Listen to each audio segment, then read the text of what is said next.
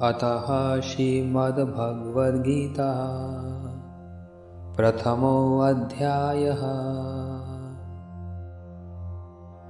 धृतराष्ट्रोवाच धर्मक्षेत्रे कुरुक्षेत्रे संवेतायुयुत्सवः मामकः पाण्डवश्चैव किम अकुर्वत् संजय। धृतराष्ट्र ने कहा, हे संजय, धर्मभूमि स्वरूप कुरुक्षेत्र में मेरे पुत्रों तथा पांडवों पुत्रों ने युद्ध की इच्छा से एकत्रित होने के पश्चात क्या किया। संजय उवाच दृष्ट्वा तु पांडवानीकं व्यूढं दुर्योधनस्तदा आचार्यामुपसंगम्य राजा वचनमब्रवीत्। संजय ने कहा, महाराज, पांडवों की सेना को व्यूहाकार में अवस्थित देखकर दुर्योधन ने द्रोणाचार्य के पास जाकर ये वचन कहा। पश्येतं पाण्डुपुत्राणाम् आचार्य महतीं च मूं व्यूढं द्रुपदपुत्रेण तव शिष्येन धीमता। हे आचार्य, अपने बुद्धिमान शिष्य द्रुपद पुत्र धृष्टद्युम्न के द्वारा व्यूहाकार में स्थापित पांडवों की इस विशाल सेना का अवलोकन करें। अत्र शूरा महेश्वासा भीमा अर्जुन समायुधि युयुधानो विराटश्च द्रुपदश्च महारथा धृष्टकेतुश्च चेकिताना काशीराजश्च वीरवान् पुरजित कुन्तीभोजश्च शैब्यश्च नरपुङ्गवान् युधामन्युश्च विक्रान्ता उत्तम ओजश्च वीरवान् सुभद्रो द्रौपद्यश्च सर्व एव महारथा।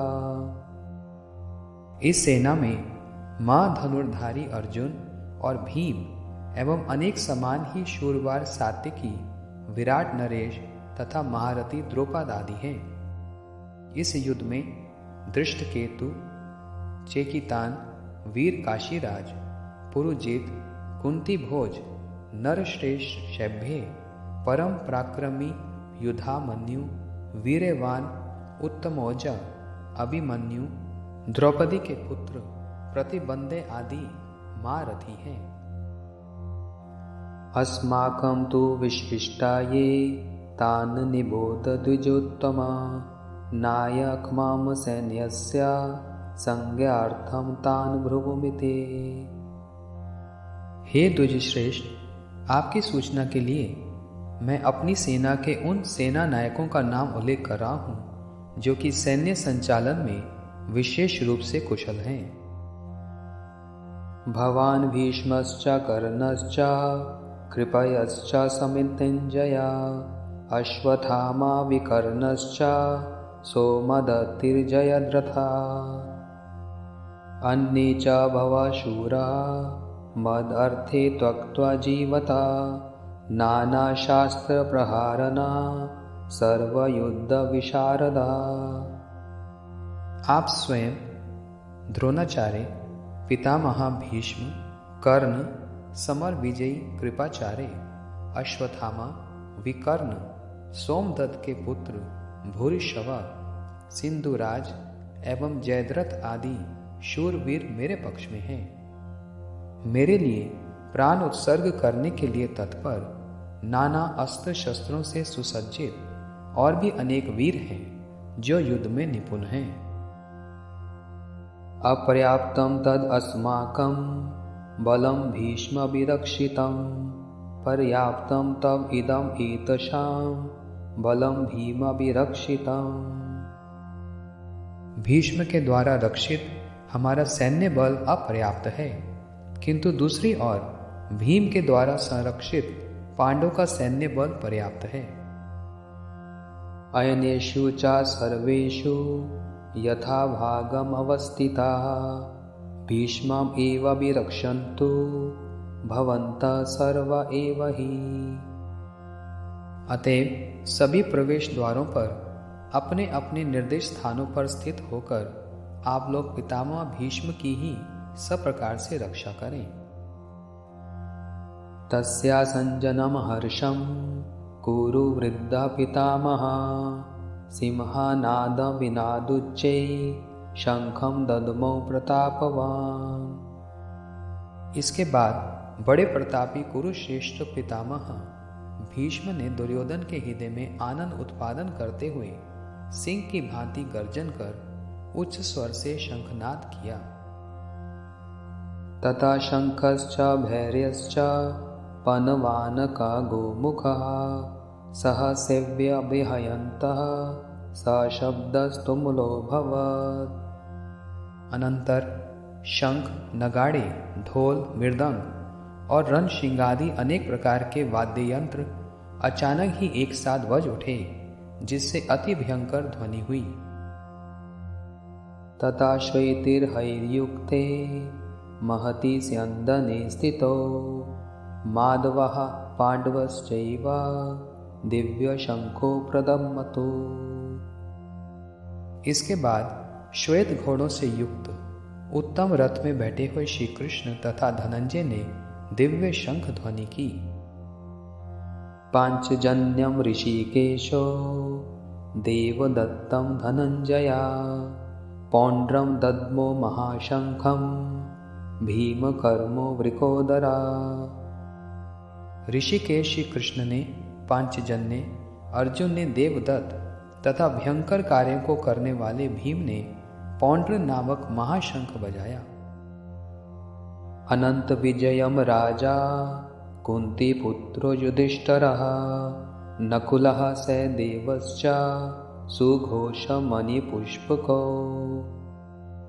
कुंती नंदन महाराज युधिष्ठिर ने अनंत विजय, नकुल ने सुघोष तथा सहदेव ने मणिपुष्पक नामक शंख बजाया।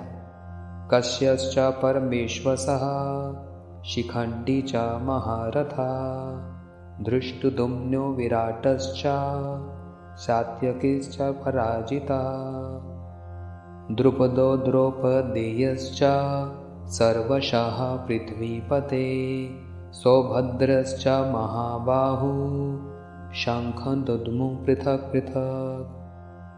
हे धरणीपते धृतराष्ट्र, माँ धनुर्धारी काशीराज, माँ रथी शिखंडी, धृष्टद्युम्न, विराट राज, अपारजय सातकी, राजा द्रुपद, द्रौपदी के पुत्रों तथा सुभद्रा नंदन अभिमन्यु, इन सभी ने अपना अपना शंख बजाया।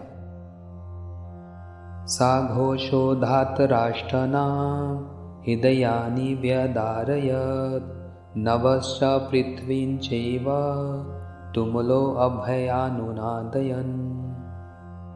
उस भयंकर शब्द ने आकाश और पृथ्वी को प्रतिध्वनित करते हुए धृतराष्ट्र पुत्रों के हृदय को विदीर्ण कर दिया।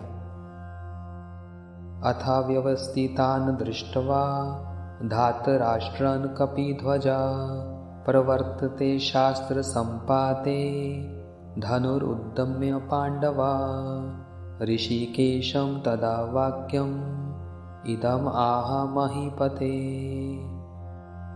हे राजन, उसके बाद आपके पुत्रों को युद्ध के लिए व्यवस्थित देखकर बाण फेंकने को उद्यत कपिध्वज अर्जुन ने अपना धनुष उठाकर श्री कृष्ण से ये वचन कहा।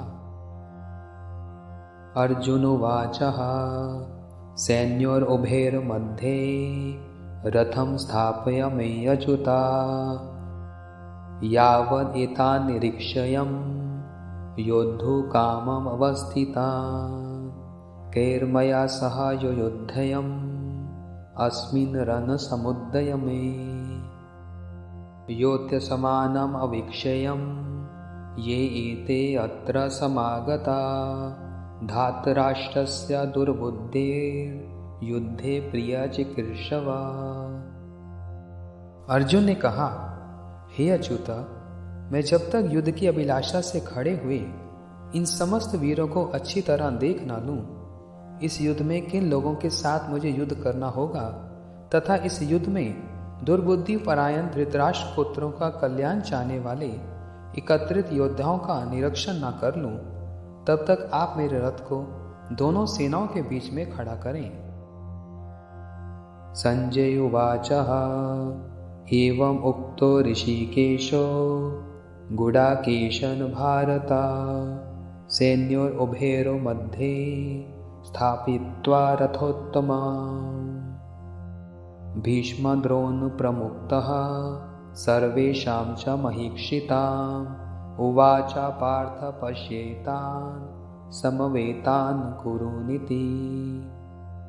संजय ने कहा, हे भारत, गुडाकेश अर्जुन के द्वारा इस प्रकार कहे जाने पर श्री कृष्ण ने दोनों पक्षों की सेनाओं के बीच समस्त राजाओं तथा भीष्म द्रोण आदि विशिष्ट व्यक्तियों के सामने उत्तम रथ को स्थापित किया। श्री कृष्ण ने कहा, हे पार्थ, इन एकत्रित कौरवों को देखो। तत्र पश्य स्थितान् पार्था पितॄन् अथा पितामहान् आचार्यान् मौद्गल्यं भृतन् पुत्रान् पौत्रं सखींस्तथा श्वाशुरान् सुहृदश्चैव सैन्योरुभयोरपि।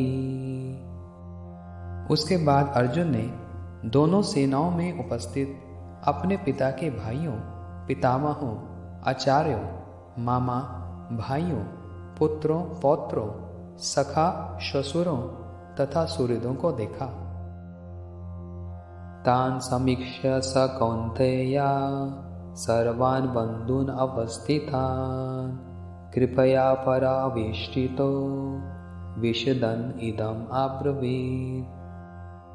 युद्ध भूमि में उपस्थित अपने समस्त बंधु बांधवों को देखकर अत्यंत करुणायुक्त होकर कुंती नंदन अर्जुन ने ये कहा।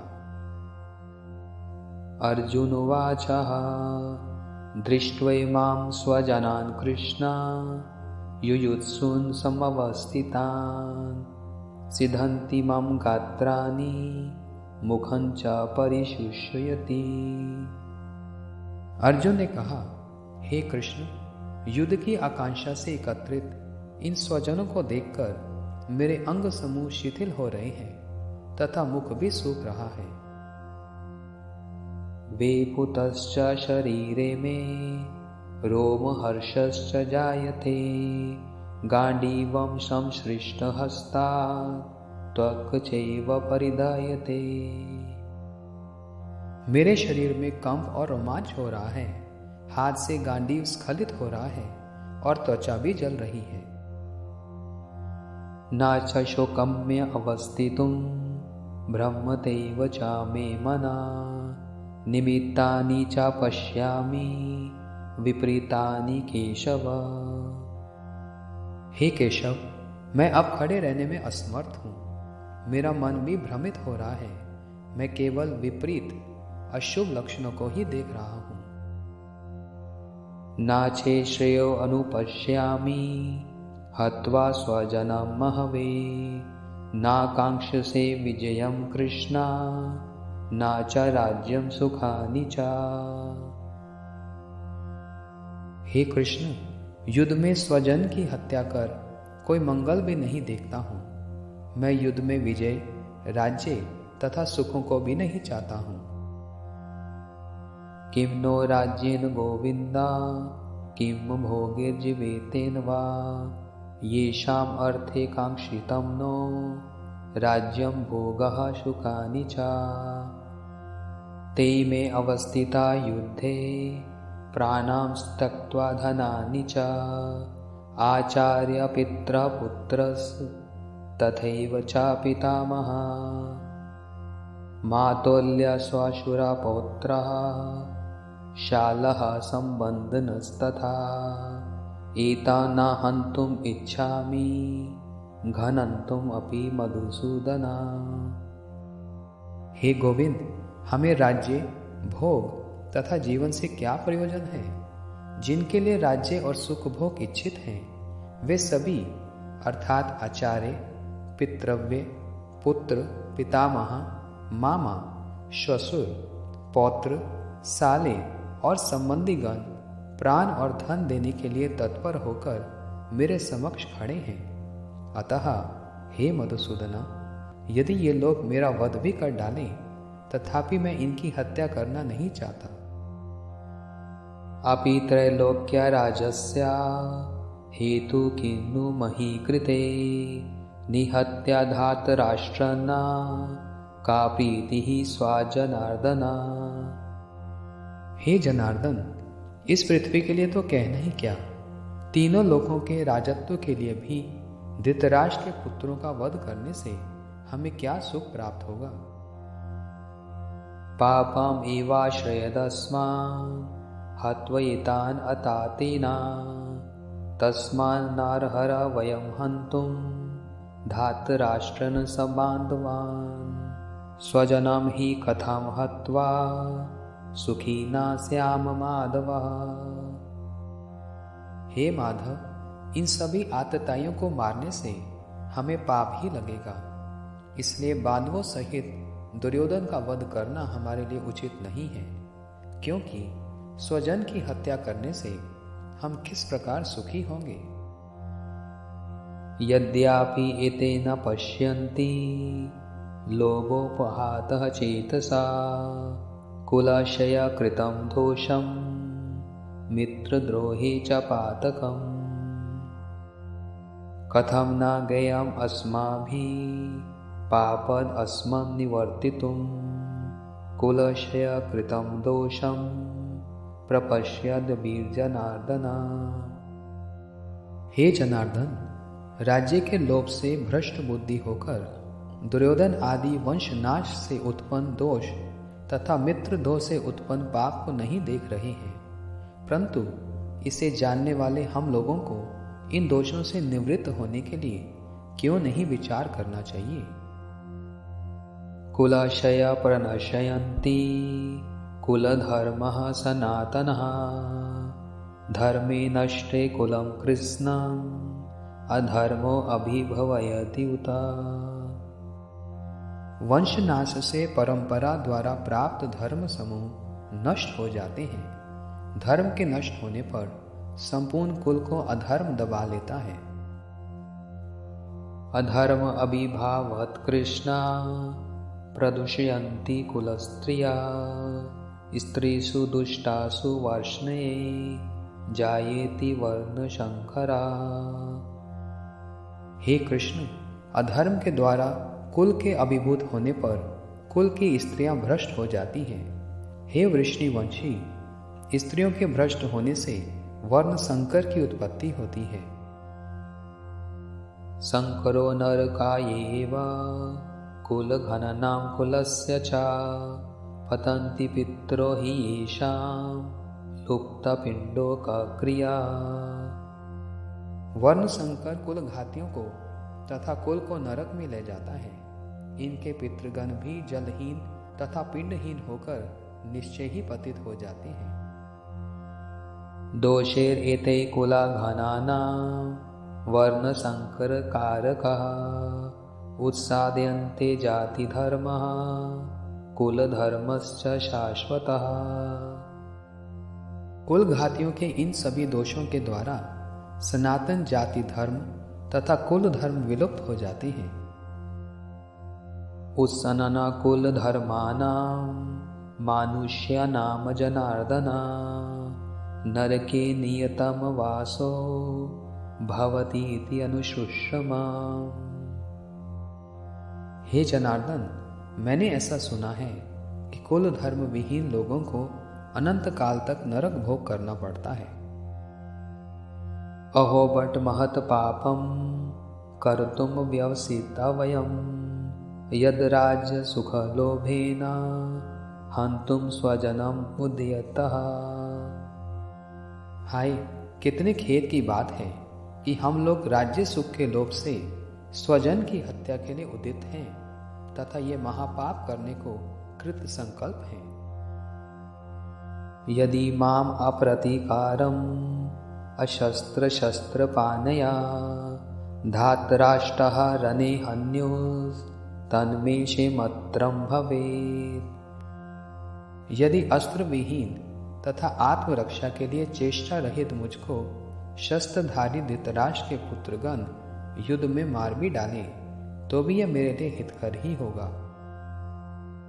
संजय उवाच एवमुक्तवर्जुनः सङ्ख्ये रथोपस्तुपवासिता विसर्ज्य शरं चापं शोकसंविघ्नमानसा। संजय ने कहा, शोक से उद्विग्न मन वाले अर्जुन ने युद्ध भूमि में ऐसा कहकर बाण सहित धनुष का परित्याग कर दिया तथा वे रथ में बैठ गए। इति श्रीमद्भगवद्गीतासु उपनिषत्सु ब्रह्मविद्यायां योगशास्त्रे श्रीकृष्ण अर्जुन संवादे सैन्यदर्शनं नाम प्रथमोऽध्यायः।